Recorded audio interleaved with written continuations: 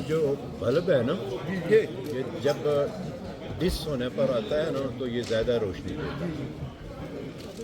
اب جو انہوں نے اپنی فوج سے لوگوں کو پکڑنا شروع کیا ہے نا یہ آخری نظام ہے اور اس کو بھی وہ خان صاحب کے لیے استعمال کرنا چاہتے ہیں لیکن یہ بھی اسی طرح استعمال ہوگا اور اس طرح کی گواہی ہوگی جس طرح پرویز خٹک نے دی ہے اور جو چیف سیکرٹری تھا خان صاحب کا اعظم خان یہ اسی طرح کی گواہی ہوگی اور خان صاحب سرخرو ہوں گے.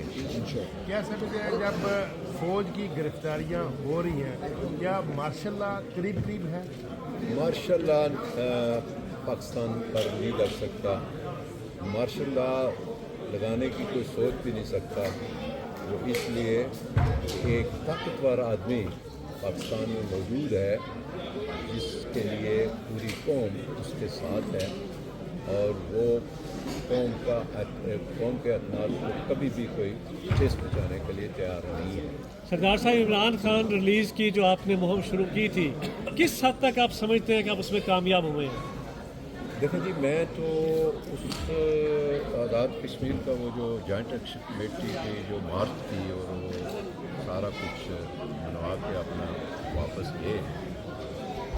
میں جو آپ کو میری جو گفتگو ہے آپ کو اس سے لگا ہوگا کہ یہ موبلائزیشن ہے اور خدا نخواستہ کہیں خان صاحب کو اگر وہ زیادہ مشکل میں ڈالیں تو ہمارے لوگ تیار ہوں کہ ہم انہیں وہاں سے کال دیں اس پر وہ عمل درآمد کر سکیں.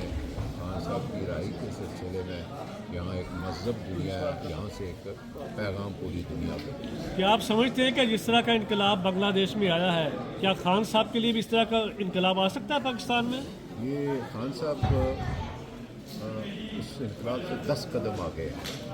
خان صاحب کے ذہن میں ایک بات ہے کہ ہم تو نیا پاکستان بنانا چاہتے ہیں لیکن ہماری کسی غلطی سے پاکستان کو نقصان نہ ہو اور ہمارے مخالفین وہ جو اشارے جن کے اشاروں پر پاکستان میں حکومتیں بدلتی ہیں اور آتی ہیں وہ چاہتے ہیں کہ خان سے کوئی غلطی ہو اور یہ بات بھی خان کے ذمہ جائے اور خان صاحب یہ چاہتے ہیں کہ ہمارے ذمہ پاکستان کو توڑنے کے لیے خدا نخواستہ پاکستان کو پاکستانی عوام کے بغیر یعنی جس طرح آپ نے مارشل لا کا ذکر کیا کوئی چیز نہیں آنی چاہیے.